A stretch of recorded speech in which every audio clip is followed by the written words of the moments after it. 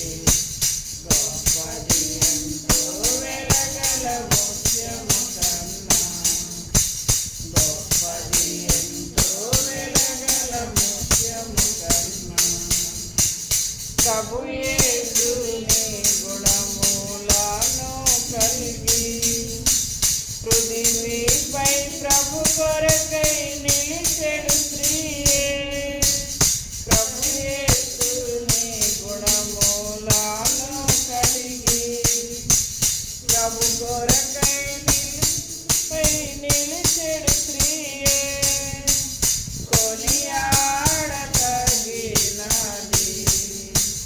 కొనియాడతగినది ధన్యురాలు తాను ధన్యురాలు తాను గుణవంతురాలైన ఘనమైన స్త్రీ గొప్పది ఎంతో వెలగల ముత్యము కన్నా గొప్పది ఎంతో వెలగల ముత్యము కన్నా.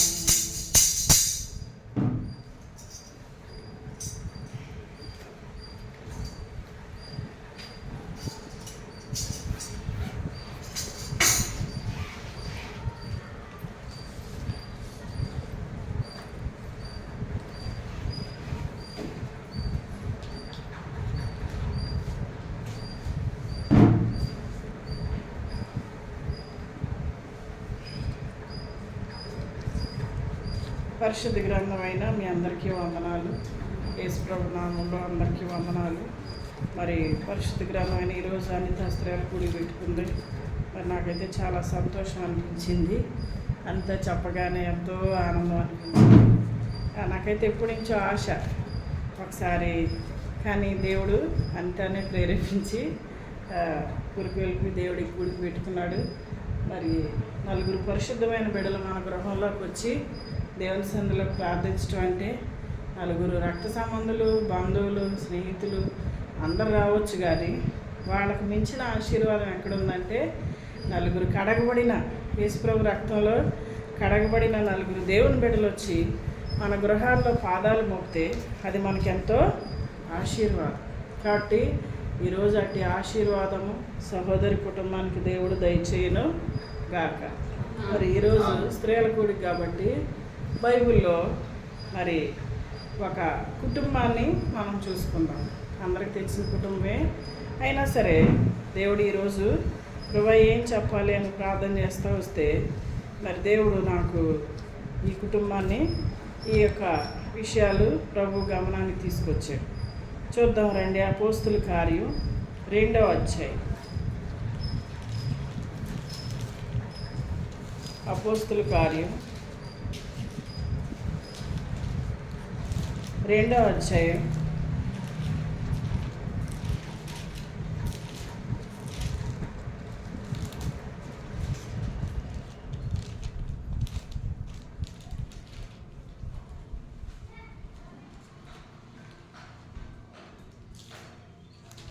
10వ వచనం చదవండి ఒకసారి. అపోస్తుల కార్యం 2వ అధ్యాయం 10వ వచనం. కురేనే దగ్గర లిబియా ప్రాంతముల యందు కాపురం ఉన్నవారు, రోమా నుండి పరవాసులుగా వచ్చిన వారు, యూదులు, యూదా మత ప్రవిష్టులు. చూడండి, వీళ్ళు మరి ఒక దేశం నుంచి, ఒక ప్రాంతం నుంచి వేరొక ప్రాంతానికి వచ్చారు. వాళ్ళల్లో ఎవరున్నారు? యూదులు కూడా ఉన్నారు. ఈరోజు మరి యూదుల గురించి, యూదా వారి గురించి, యూదా వారిలో, యూదా గోత్రంలో ఒక కుటుంబస్తులు కూడా వచ్చారు. ఎక్కడి నుంచి వచ్చారు? 18వ అధ్యాయం. అపోస్తుల కార్యం 18వ అధ్యాయం.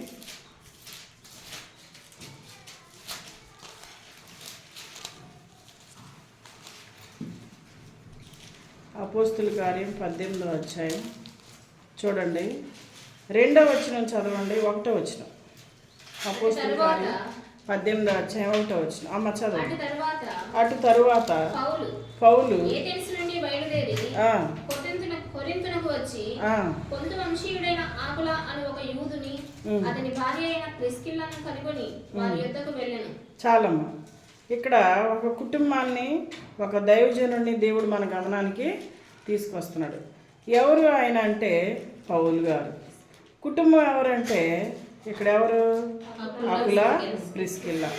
వీళ్ళు ఎక్కడుండేవాళ్ళు అంటే రోమాలో ఉండేవాళ్ళు. వీళ్ళు అక్కడ ఉంటే ఆ దినాల్లో క్లౌది అనే చక్రవర్తి ఆ రోమా సామ్రాజ్యానికి అధిపతిగా ఉన్నాడు. ఆ క్లౌది అనే చక్రవర్తికి యూదులంటే అసలు నచ్చదు. యూదులంటే ఎవరు?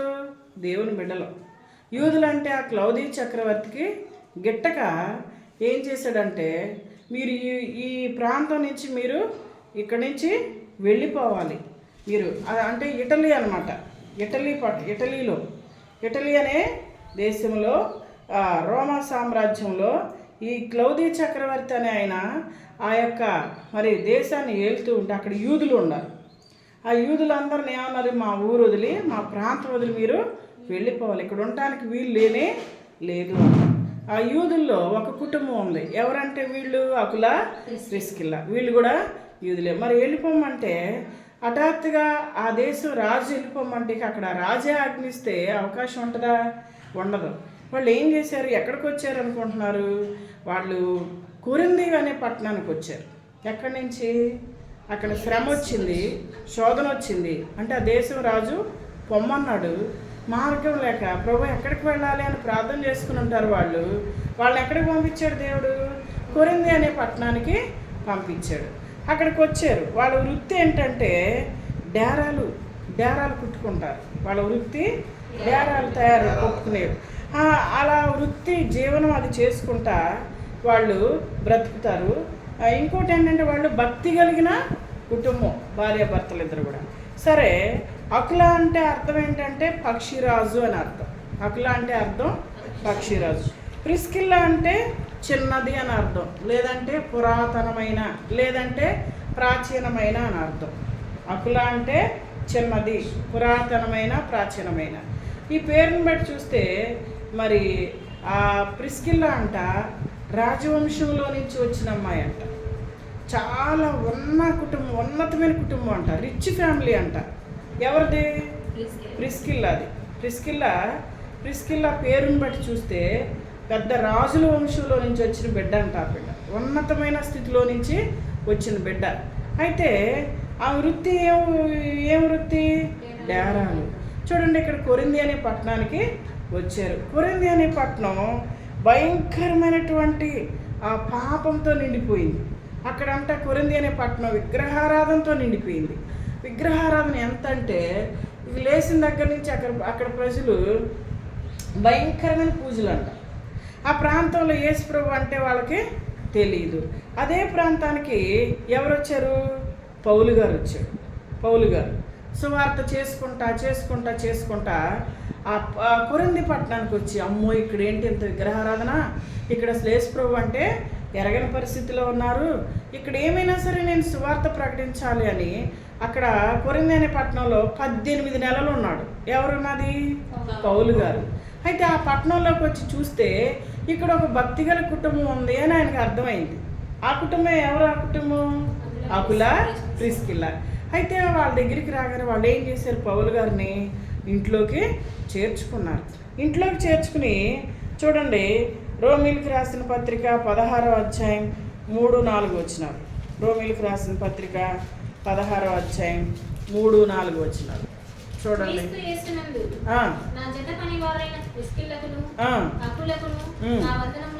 ఎవరు అనేది మాట? పౌలు గారు అంటారు. క్రీస్తు యేసునందు నా జత పనివారు. ఇక పౌలు గారిని చేర్చుకుని పౌలు గారితో ఏమయ్యారు? వాళ్ళు జత పనివారిగా అయ్యారు. పౌలు గారికి సహకారులుగా, జత పనివారిగా అయ్యారు. వాళ్ళు ఏం చేశారు? చదవమ్మా. వారు అక్కడ ఎలాంటి మనుషుల మధ్యలోకి వచ్చాడు పౌలు గారు వాక్యం చెప్తుంటే ప్రాణాలు తీసేద్దామన్నంతగా భయంకరమైన మనుషులు. అక్కడ అసలు దేవుడు అంటే తెలియదు. అలాంటి పరిస్థితుల్లో ఈ అకుల, ప్రిస్కిల్లా పౌలు గారిని చేర్చుకొని ఏం చేశారు? వాళ్ళ ఇంట్లోనే ఆరాధన స్టార్ట్ చేశారంట. ఎవరింట్లో? ధైర్యం చేసి, వాళ్ళు బహుధైర్యం చేసి పౌలు గారికి కుడి భుజంగా ఎడం భుజంగా ఉండి వాళ్ళ ఇంట్లోనే ఏం చేస్తూ వచ్చారు? ఆరాధన స్టార్ట్ చేశారు. అట్లా ఆరాధన స్టార్ట్ చేసి ఆ ప్రాంతం అంతా కూడా సువార్త ప్రకటిస్తున్నారు. ఎవరెవరు కలిసి? అకుల, ప్రిస్కిల్లా. ఎవరికి తోడుగా ఉండి? పౌలు గారికి తోడు. పౌలు గారిని చేర్చుకొని ఇంట్లోనే ఆరాధన స్టార్ట్ చేసి ఆయనతో పాటు జత పని వారిగా అయిపోయారు. అంతేకాదు పౌలు గారు వాళ్ళ గురించి సాక్ష్యం ఇస్తున్నాడు. ఏమనంటే, నా ప్రాణాని కోసం వాళ్ళ ప్రాణాలు ఇవ్వటానికి కూడా తెగించారు. ఎంత గొప్ప సాక్ష్యం చెబుతున్నాడు. ఎవరు చెప్పేది? దైవజనుడు. ప్రియులారా, ఇప్పుడు చూడండి, చూసుకుంటే ఏంటంటే, ఒక కష్టం వచ్చింది ఏ కుటుంబానికి? అకులా ప్రిస్కిల్లా కుటుంబానికి. మీరు తర్వాత చదివితే అకులా వెనక్కి వెళ్ళాడు, ప్రిస్కిల్లా ముందుకు వచ్చింది. తర్వాత ఇంకో చోట చూసుకుంటే ఆ రిఫరెన్స్ అపోస్తులు 18:26 నుంచి 24 నుంచి 26 వరకు, 2 తిమోతి 4:19 ఉంటుంది, 1 కొరింథీ 16:19 ఉంటుంది. ఇవన్నీ ఏంటంటే మళ్ళీ అక్కడికి వచ్చేసరికి ఎవరి పేరు వచ్చింది ముందు? భార్య పేరు ఫస్ట్కి వచ్చింది, భర్త పేరు వెనక్కి వెళ్ళింది. ఎందుకు వెళ్ళింది? భార్య ప్రిస్కిల్లా ఉన్నతమైన స్థితిలో నుంచి, సంపన్నమైన ధనికమైన స్థితిలోంచి వచ్చినా సరే ప్రభువైన యేసుక్రీస్తు వారిని గట్టిగా పట్టుకుంది. పట్టుకోవడమే కాదు, ఎలాంటి స్థాయిలోకి వచ్చిందంటే, ఆ భయంకరమైన పట్టణంలో అక్కడ సువార్త చేయటానికి వచ్చిన పౌలు గారిని చేర్చుకుంది ధైర్యంగా. మా ఇంట్లోనే జరపండి ప్రార్థన, ఆరాధన, మీరు భయపడమాక్కడ, మేము ఉన్నాం. అవసరమైతే ఏం చేస్తాం? మేము మీ ప్రాణం తీయటానికి వస్తే మీ ప్రాణానికి మా ప్రాణాన్ని ఇస్తాం. అంత సపోర్ట్ ఇచ్చారు. ప్రియులారా, తద్వారా వాళ్ళకంట అకులా ప్రిస్కిల్లా పిల్లలు లేరు అనుకుంటున్నారా? పిల్లలు ఉన్నారు. కానీ ఆ పిల్లల గురించి ప్రస్తావన చేయటానికి ప్రిస్కిల్లా ఒప్పుకోలేదంట. వాళ్ళు ఇష్టపడలే. ఎందుకో తెలుసా? వాళ్ళు దేవునిలో ఏం చేశారో, ఎంత ఎదిగారో, దేవుని కొరకు ఎలా నిలబడ్డారు, దాన్ని దేవునికి మహిమ కలిగే విషయాలే పరిశుద్ధ గ్రంథంలో చెప్పారు. కానీ వాళ్ళ పిల్లల గురించి కానీ ఇంకేమీ కూడా అక్కడ మెన్షన్ చేయలే. అంటే మహిమ ఏం చేస్తే వస్తుంది, ఏం చేస్తే పరిశుద్ధ గ్రంథంలో ఎక్కుతాం, ఏది విధానంలో ఉంటే అనేది మాత్రమే అక్కడ మర్మం అనమాట. పిల్లలు లేక కాదు, పిల్లలు ఉన్నారు. ప్రియులారా, పిల్లలు ఉన్నారు, భర్త ఉంది, వాళ్ళ వృత్తి డేరాలు అయినా సరే దేవునికి ఇవ్వాల్సిన ప్రాధాన్యత దేవునికి ఎంత ఇచ్చారంటే, ఇప్పుడు అక్కడ ఆ క్లౌది అనే చక్రవర్తి మీరు ఈ ఊరు నుంచి వెళ్ళిపోండి అన్నాడు. అప్పుడు వాళ్ళకి ఏమైపోయి ఉంటుంది? అరే ఉన్నపాటిని వెళ్ళిపోండి, మేము ఎక్కడికి వెళ్ళాలి అని భయపడి ఉంటారు కదా. కానీ ఆ శోధన అనుమతించింది ఎవరు అనుకుంటున్నారు? అంతకాలం అక్కడ అంతకాలం ఆ రోమాలో ఉన్నారు. అక్కడ ఎందుకు అక్కడ అనుమతించాడంటే, ఆ రాజు ద్వారా దేవుడే ప్రేరేపించాడు. ఆ శోధన వాళ్ళకి దేవుడే అనుమతించాడు. అనేక సార్లు మనం కూడా శోధనలు వచ్చినప్పుడు, కష్టాలు వచ్చినప్పుడు, ఏంటి శోధనలు ఎందుకు వచ్చినాయి? నేను ఇంతకాలం ఇక్కడ ఉన్నాను కదా, ఇక్కడి నుంచి నేను వెళ్ళాలంటే ఎలాగా అని మనం ఆలోచించిన ప్రిస్కిల్లా ప్రార్థన చేసుకుంది. మనం కూడా కొన్నిసార్లు కొన్ని పరిస్థితులు ఎదుర్కొంటాం. అది మన మేలు కోసమే. ఒకవేళ అక్కడే క్లౌది చక్రవర్తి ఆధీనంలోనే వాళ్ళు ఉంటే, వాళ్ళు ఇక్కడ కొరింథీలో సంఘం ఏర్పడేదా? దైవజనం చేర్చుకునేటోళ్ళు ఉండేవాళ్ళ? రోమాపట్నం పెద్ద మహాపట్నం అంట. అక్కడ సంఘం ఏర్పడేది కాదు. అక్కడ అనేక ఆత్మలు రక్షించబడేవి కాదు. అంటే ఒక ఉద్దేశంతోనే వాళ్ళ దేవుడు ఎక్కడికి తీసుకొచ్చాడు? కొరింథీ పట్టణానికి తీసుకొచ్చాడు. ప్రియులారా, మన జీవితంలో మనం కూడా మనకి ఏదైనా కష్టం వచ్చినప్పుడు, ఎందుకు ఈ కష్టం వచ్చింది, ఎందుకు ఈ బాధ వచ్చింది, ఏంటి ఇలా జరిగింది, ఇలా తారుమారైంది, అనేక సార్లు మన పరిస్థితులను బట్టి మనం ఏం చేస్తామంటే అధైర్యపడతాం, కృంగిపోతాం. ప్రియులారా, ఒకటి మాత్రం నిజం, ఏంటో తెలుసా? దేవునికి తెలియకుండా ఒక కష్టం అనేది మన జీవితంలో రాదు. దేవుడు అనుమతిస్తేనే ఒక శోధన వస్తుంది, ఒక కష్టం వస్తుంది.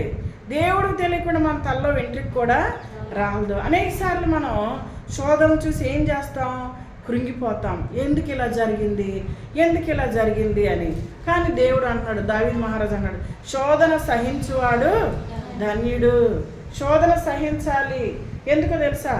శ్రమ కలగక మునుపు నేను త్రోవ విడిచా, ఇప్పుడు నాకు శ్రమ కలగటం మేలు అంటున్నాడు దావీదు. పిల్లరా, ఒక శోధన వచ్చిందంటే మనం ఏం ఆలోచించాలో తెలుసా? ఈ శోధన వెనక ఏదో గొప్ప మేలు ఉంది. మేలు లేకుండా నాకు ఈ శోధన రాలేదు. పిల్లరా, శోధన వస్తే సంతోషంగా ఉండాలి. కష్టం వస్తే దేవుణ్ణి ఏం చేయాలి? స్తుతించాలి. యోబు గారికి కష్టం వచ్చినప్పుడు ఏడ్చాడా, స్తుతించాడా? ఏడ్చాడా స్తుతించాడా? స్తుతించాడు. ఏమన్నాడు? యెహోవా ఇచ్చెను, యెహోవా నామమునకే. అనేక సార్లు మనకి ఏదైనా సమస్య వస్తే గొనుగుతాం, సనుగుతాం. అసలు దేవుడు అనేవాడు ఉంటే నాకేంటి ఇలా జరిగింది, నా జీవితంలో ఇలా జరిగింది అనేక సార్లు మనం కృంగిపోతాం. అలా మనం కృంగితే దేవుని చిత్తాన్ని అడ్డం కొట్టినట్టు అవుతాం. నిద్రపోవద్దు, క్షమించండి. దేవుని చిత్తాన్ని అడ్డం కొట్టిన వాళ్ళం అవుతాం. దేవుడు కొన్నిసార్లు మనకు అనుకుంటాం మనకన్నీ మేలు జరిగితేనే దేవుడు అనుకుంటాం. కాదు. మన జీవితంలో మారా అనుభవాలు, మన జీవితంలో వచ్చే కష్టాలు దేవుని చిత్తం అవుతాయి. కొన్నిసార్లు అది దేవుని చిత్తం అవుద్ది. ఇప్పుడు అక్కడి నుంచి ఇక్కడికి రావటం దేవుని చిత్తమా కాదా? దేవుని చిత్తం. ఎందుకు? ఆయన తరిమేయటం, పొమ్మంటం అది దేవుని చిత్తం. వీళ్ళు అనుకోవచ్చు, ఏంటి రాజు మా మీద పట్టించాడు, మమ్మల్ని ఏంటి ఇక్కడ నిలవనేయకుండా చేశాడు, మేము ఇక్కడ ఉంటే ఎంత బాగుండు, మేము ఉన్నపాటిని ఎలా వెళ్ళిపోతామని వాళ్ళు అప్సెట్ అయ్యి ఉండొచ్చు.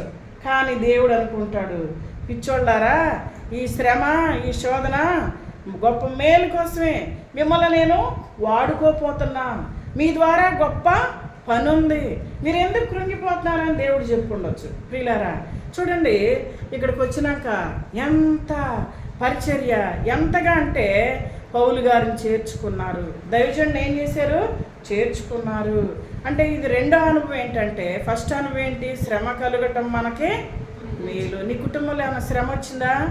దేవుని స్తుతించంతే.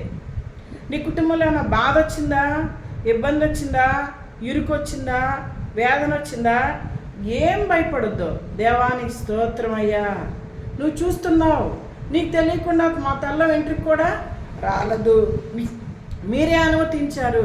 ఇందుని బట్టి నీకు ఏం చేయాలి? చెప్పగలుగుతున్నావా? ఏ రోజన్నా చెప్పామా? శ్రమ కలిగినప్పుడు ఏ రోజన్నా సంతోషంగా ఉన్నామా?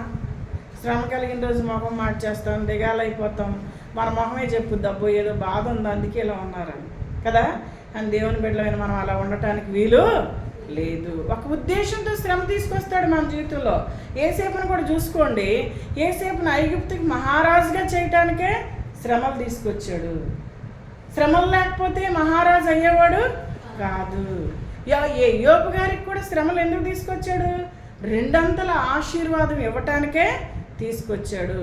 అలా ఉంచడానికి కదా, మనల్ని అనేకసార్లు కదిలిస్తాడు దేవుడు, ఆశీర్వాదాలు ఇవ్వటానికి, మనల్ని వాడుకోవటానికి, మన ఎడల ఆయన సంకల్పాన్ని నెరవేర్చుకోవటానికి. ఇప్పుడు వీళ్ళు ఎంతలా అంటే వాళ్ళ ఆ పౌలు గారిని ఇంట్లోకి చేర్చుకున్నారు. ఎప్పుడైనా దైవజనులను చేర్చుకుంటున్నావా? దైవజనులను పిలుస్తున్నావా? మనం కూడా ఏం చేయాలి తెలుసా? తరచుగా ఎవరిని పిలవాలి? దేవుని చేత అభిషేకించబడిన వారు మన ఇంట్లోకి రావాలి. నేను కూడా ఏం చేస్తా, ఆదివారం దైవజనులు వచ్చినప్పుడు మన ఇంట్లో మా ఇంట్లోకి పిలిచి వాళ్ళకి భోజనం పెట్టి వాళ్ళ చేత ప్రేయర్ చేయించుకుని పంపిస్తా. నేను కూడా ఎక్కడికి వెళ్ళినప్పుడు ఏం చేస్తా, వాళ్ళ ఇంట్లో అందరిని పిలిచి ప్రార్థన చేస్తాం. మన ప్రార్థన గొప్ప ప్రార్థన అవ్వచ్చు, కానీ దైవజనులు చేసే ప్రార్థన చిన్న ప్రార్థన అవ్వచ్చు. మోషే నత్తివాడు, మాట మాంద్యం గలవాడు, కానీ మోషే కంటే మంచి టాలెంట్ కలిగిన అహరోను ఉన్నాడు. కానీ అహరోను నువ్వు అన్ఫిట్, నువ్వు వద్దు, నీకు వాక్చాతుర్యం ఉంది, నువ్వు బాగా మాట్లాడతావు, కానీ నువ్వు వద్దు. ఎవరు కావాలి నాకు? నత్తివాడైనా మోషేనే కావాలి. అంటే దేవుడు పై రూపాన్ని చూసేవాడు కాదు, హృదయాన్ని. నత్తివాడైనా మోషే అలాంటి వాడు, దేవుని కోసం సుఖ సౌఖ్యాలు, భోగభాగ్యాలు, ఫరో కుమార్తెను అనిపించుకోవటానికి ఇష్టపడనే అన్నీ వదులుకున్నాడు. కానీ అహరోనికి ఆ మనసు లేదు. అందుకే నత్తివాడైనా ఎవరు నేర్పరచుకున్నాడు? మీరు దైవజనులు చిన్న ప్రార్థనే చేయొచ్చు, నత్తి ప్రార్థనే చేయొచ్చు, చిన్ని 2 ముక్కలే చేయొచ్చు, మనం విశ్వాసులు పెద్ద ప్రార్థన చేయొచ్చు. కానీ ఎవరితో చేయించుకోవాలి? ఎవరిని చేర్చుకోవాలి ఇంటికి? దైవజనులు. ప్రతి విషయంలో కూడా, ప్రతి విషయం. నీ పిల్లలు పుట్టారా, పుట్టినరోజు వచ్చిందా, ఇంటికి పిలిచి ప్రార్థన. నువ్వు పెద్ద మీటింగ్ పెట్టుకోలేకపోవచ్చు, నువ్వు భారీగా ఏమి చేసుకోకపోవచ్చు, నువ్వు ప్రార్థన చేయించుకోవాల్సిందే. ఆ ప్రార్థన మన బిడ్డలకు ఏం తీసుకొస్తుంది? ఆశీర్వాదం తీసుకొస్తుంది. పిల్లల ప్రతి విషయంలో, పుట్టినరోజే కాదు, నువ్వే పని మొదలెట్టిన, పొలంలో ఊడిపేస్తున్నావా, ప్రార్థన చేయించుకో. కోతకు వస్తున్నావా, ప్రార్థన చేయించుకో. ఒక ఇల్లు కడుతున్నావా, ప్రార్థన చేయించుకో. ఒక ఊరు వెళ్తున్నావా, ఏ సమస్య ఉన్నా మనం ఏం చేయాలంటే ప్రార్థన. పౌలు గారిని ఇప్పుడు ఏం చేశారు వీళ్ళు? చేర్చుకుని ఊరుకున్నారా? ఏం చేశారు? పౌలు గారితో జత పనివారుగా ఉన్నారు. పౌలు గారితో ఏకీభవించి ఆయన ఎక్కడికి వెళ్తే అక్కడికి అకుల ప్రిస్కిల్లా వెళ్ళి ప్రిస్కిల్లా ముందనేది లే వెళ్దాం పద ప్రిస్కిల్ల అకుల పౌలు గారికి ఎంతో సహకరించారంట. పౌలు గారు ఒక్కడే సంఘం కట్టగలరా? సహకారులు అనేవాళ్ళు కావాలి. కాబట్టి ఈ ప్రిస్కిల్లా అని అకులాని దేవుడు ఏం చేశాడు? వాడుకున్నాడు. పౌలు గారు ఎక్కడికి వెళ్తే అక్కడికి ఆయన వెనకాలే పత్రికలు పంచుతా, సువార్త చేస్తా, మళ్ళీ డేరాలు వాళ్ళ పిల్లలను చూసుకున్నారు. పిల్లలు ఉన్నారు, మళ్ళీ ఏముంది వాళ్ళ వృత్తి ఏంటి? డేరాలు. మళ్ళీ వాళ్ళు డేరాలు గుట్టుకుంటా మళ్ళీ పౌలు గారికి చూసారా? కొన్నిసార్లు మనం ఏమంటాం, మనకి ఏదన్నా ఉంటే నాకు ఈ పని ఉంది, నేను అలసిపోయి నేను రాను అంట. మరి వాళ్ళు కూడా పగలంతా డేరాలు కుట్టుకున్నారు, అలసిపోయి మానేయచ్చు కదా. ఈ లోకంలో డేరాలు కుడితే ఒక 1000 రూపాయలు వస్తాయి. ఈ లోకంలో డేరాల వృత్తి 1000 రూపాయలు ఇవన్నీ కూడా తాత్కాలికమైనవి అని అకుల ప్రిస్కిల్లా గ్రహించారు. వీళ్ళు ఎక్కడ ఎంత సహకారిగా ఉన్నారు. ఎక్కడికైతే అక్కడ కొన్ని చోట్లంట పౌలు గారిని చంపడానికి ప్రయత్నం చేశారంట. ఇంతమంది రాళ్ళు రువ్వి చంపడానికి ప్రయత్నం. ఏంటి? ఎక్కడి నుంచో వచ్చి ఏంటి ఆ దేవుడి గురించి చెప్తున్నారు నా ఊరోళ్ళు అందరూ ఎగబడిపోతే వాళ్ళందరికీ అడ్డంగా పౌలు గారికి అడ్డంగా నుంచుందంట ప్రిస్కిల్లా ఆకులు నుంచుని మీరు ఆయన్ని దైవజన్ని ఏం అనటానికి వీలు లేదు. అవసరమైతే ఏం చేస్తారు? తీసుకోండి మా ప్రాణాలు, అవసరమైతే మమ్మల్ని ఏమన్నా చేయండి, ఆయన చేయటానికి. ఈరోజు అలాంటి అనుభవం మనకు కావాలి. దైవజనులకు నువ్వు అడ్డం పడేవాడిగా ఉండాలి. అవసరమైతే ప్రాణాలు నిజంగా ఇస్తారా? పౌలు గారి కోసం ప్రాణాలు ఇవ్వగలరా? యేసుప్రభు ఒక్కడే. కానీ అంత మాట సపోర్ట్ అనమాట, అంత ధైర్యం. ఈరోజు మనం కూడా ఎవరికి సపోర్ట్ ఇవ్వాలంటే దేవుని పరిచర్య కొరకై నీ సహకారం అందించాలి. మనం ఊరికే అన్ని పనులు వదిలేసి తిరగటం కాదు. కొన్నిసార్లు ఒక మంచి మాట మనిషిని ఏం తీసుకొస్తుంది? గుండె బలం తీసుకొస్తుంది. కళ్ళు యుద్ధాన్ని ఒక మంచి మాట గుండె ధైర్యం చేస్తుంది. తెలుసా మీకు? ఒక కృంగిపోయే మాట మనిషి ప్రాణాలే. ఒక మాట హార్ట్ అటాక్లు వచ్చి ప్రాణాలు పోయే వాళ్ళు ఉన్నారు. ఒక మాట బీపీలు పెరిగి షుగర్లు పెరిగే వాళ్ళు ఉన్నారు. అలాంటి మాటలు మన నోటి వెంట కాదు. కానీ ఇక్కడ మనం నేర్చుకోవాల్సింది ఏంటంటే ఒక మాట, నీ మాట అమ్మో మనకెందుకు వచ్చింది, మనకెందుకు, మన భక్తి ఏంటో మనం చేసుకుందాం, మన దారిలో మనం ఉందాం, అది భక్తి జీవితం కాదు. ఎలా ఉండాలి? దేవుని కొరకై మనం నిలబడే వారంగా ఉండాలి. దేవుని పరిచర్య కొరకై నీ ద్వారా నా ద్వారా సంఘాలు కట్టే. ఇప్పుడు చూడండి, మన ఆదివారం చెప్పాడు ఆయన, పిల్లల్ని ఏమేంతాయి? గొర్రె పిల్లల్ని ఎంత కదా. అలా నీ పనులన్నీ మనం తిరగటం కాదు. నీ వంతు నువ్వు మనం రక్షించిన ఉద్దేశం. చూడండి, ఇక్కడ ప్రిస్కిల్లా అకులాని చూస్తే ఎంత ప్రాణత్యాగం చేస్తున్నారు. పౌలు గారు మేమున్నాం పదండి, మీకెందుకు, అక్కడ ఏదైనా జరిగితే మేమున్నాం, మేము చూసుకుంటాం, మీరు వెనక వెళ్ళాలి, జంకొద్దు, మీరు వెనకాడొద్దు, మేమున్నాం. ఈరోజు ఎవరు కావాలి సంఘాలకి? ఎవరు కావాలి అమ్మా? ఎవరు కావాలి? అకుల ప్రిస్కిల్లా లాంటి వాళ్ళు కావాలి.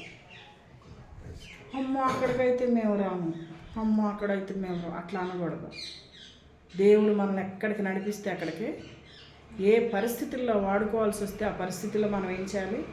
నిలబడటానికి ప్రయత్నం చేయాలి. దేవుడు మనల్ని పిరికి వాళ్ళగా వంశలేమన్నాడు, పిరికివారు నా రాజ్యానికి వారసులు కాదు. ప్రియులారా, అనుకూలమైన భక్తి కాదు మనం చేసేది. ప్రభువు చిత్తాన్ని మనం గుర్తెరిగి, ప్రభు చిత్తం లేదైనా సరే చేయాలి. వాళ్ళు ఇంట్లోనే పరిచర్య ప్రారంభించారు. వాళ్ళ ద్వారా అక్కడ సంఘాన్ని కట్టారు.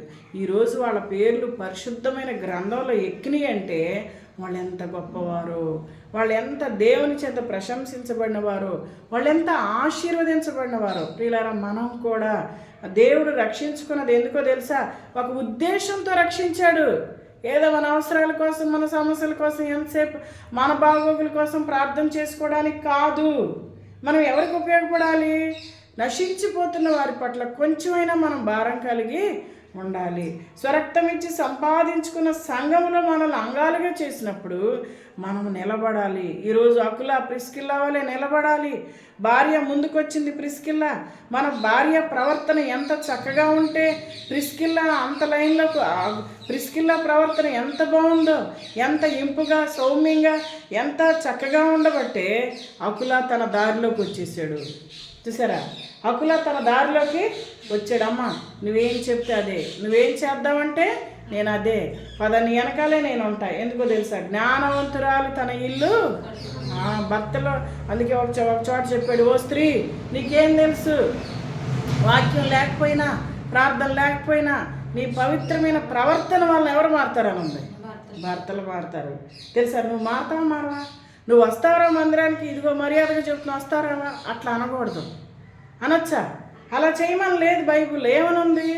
మన పవిత్రమైన మన ప్రవర్తన సరిగా ఉంటే మన భర్తలు ఏమనుంది బైబిల్లో, మనం చెప్పకుండానే మన వెనకాలే వస్తారు. పదమ్మ నేను కూడా వస్తానమ్మా, నాకు ఉండబుద్ధి అవ్వట్లేదు నేను చూస్తుంటే. ఆ సాక్ష్యం కావాలి. మన సాక్ష్యాలు ఎక్కడో కాదు, మన ఇంట్లోనే మన సాక్ష్యం కావాలి. మన భర్తలు నడిపించుకునే భారం ఎవరిది? మనదే.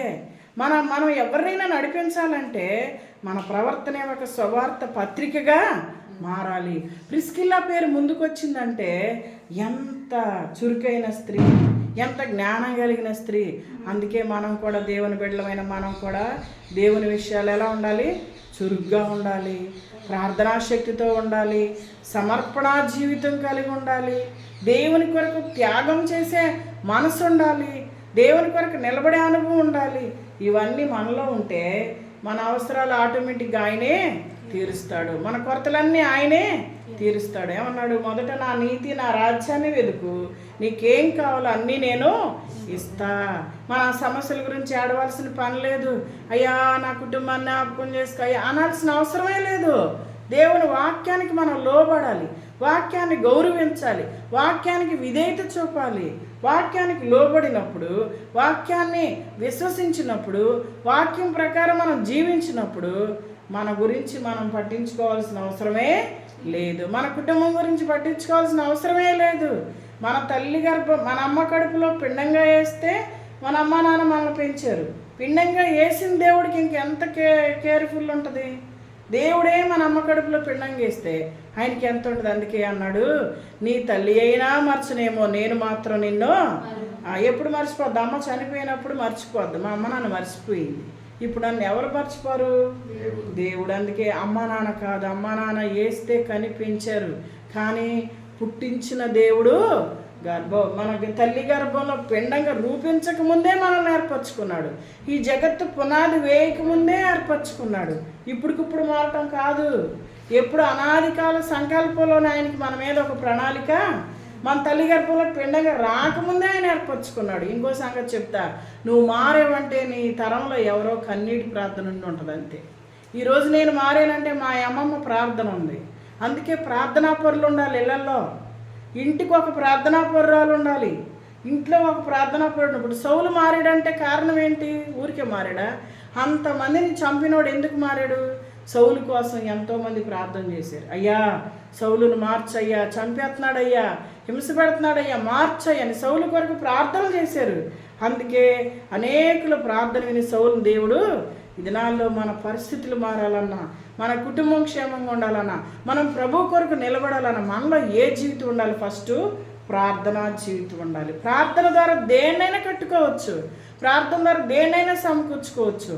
కాబట్టి ఇదిగో ఇక్కడ అనిత ఉంది, మరి ఎంతో సాక్ష్యం, కానీ నోరు తెరవదు. మరి ఎప్పుడు తెరుస్తుందో?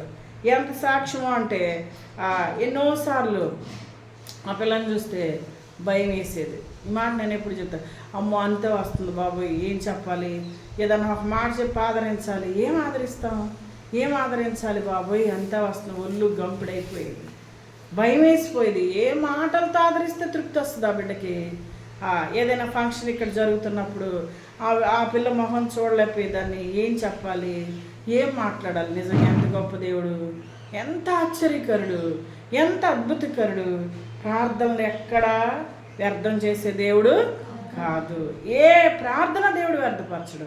ఒక చిన్న ప్రార్థన కూడా పట్టుకుంటాడు. శంకర్ ఏమన్నాడు, దేవా పాపినైన నన్ను ఒక్క మాటే పట్టుకున్నాడు. ఇంతంత గంటల గంటలు చేయక్కర్లా, శుద్ధమైన హృదయంతో ఒక్క మొక్క చేయి, దేవుడు వింటాడు. శుద్ధమైన హృదయం లేకుండా 100 ప్రార్థన చేయి, దేవుడు విననే, నీ ప్రార్థన పాపముగా మారిపోనుగాక అంటాడు. కాబట్టి మన దేవుడు ప్రార్థన వ్యర్థపరిచే దేవుడు కాదు. మరి కుటుంబంలో చూసుకుంటే సరే, పిల్లల్ని ఊరుకుంటే ఉద్యోగం లేకపోతే పోషించగలిగేవాళ్ళ?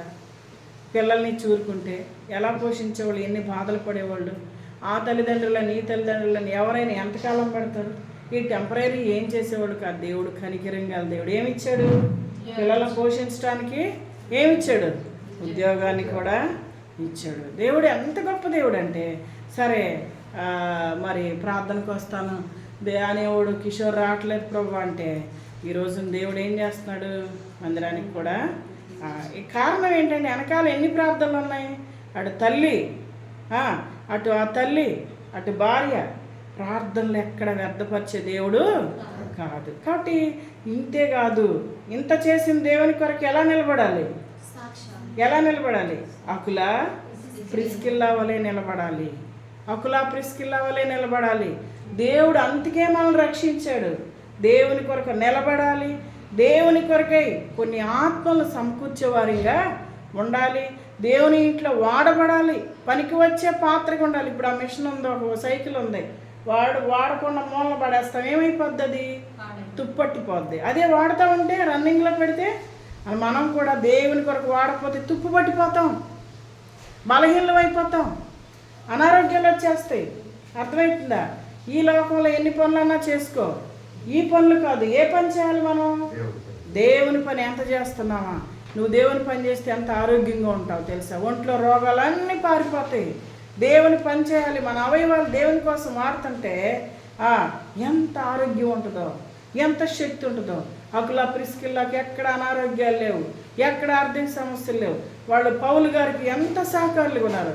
మనం కూడా సంఘానికి సేవకులకి ఎలా ఉండాలంటే సపోర్ట్గా ఉండాలి. ఏంటి సపోర్ట్ అంటే, ఇల్లంతా తెచ్చిపెట్టక్కర్లే. ఏమి ఇవ్వాలి? మాట మాట. నేనున్నాను కదా, నేనున్నాను. నిజమే.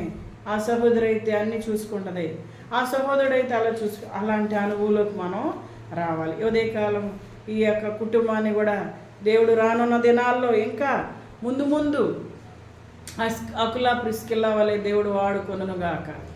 ఈ కుటుంబాన్ని, వారికి ఇచ్చిన పిల్లలు దేవుడు ఇచ్చిన పిల్లలు, ఆ పిల్లలు నిజంగా అడిగితే ఇచ్చిన పిల్లలు. మరి బ్లెస్సీ విన్సీ కూడా దేవుని కొరకు ప్రతిష్ఠించబడి చిన్ననాడే సమూయేలు దేవుని స్వరాన్ని ఎలా విన్నాడో, ఈ పిల్లలు కూడా దేవుని స్వరాన్ని అలా వినటానికి సహాయం చేయనుగాక.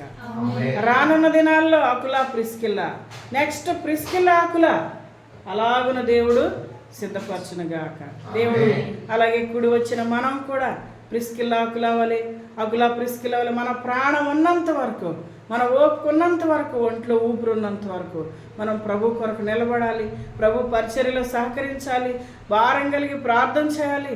అకుల ప్రిస్కిల్లా వలె నన్ను కూడా సిద్ధపరచు ప్రభు అని మనం ప్రార్థన చేసుకోవాలి. ఇక్కడున్న మనందరికి కూడా దేవుడు అట్టు అనుభవం దయచేయనుగాక. దేవుడి ఈ యొక్క మాటలను దీవించునుగాక. ఆమేన్.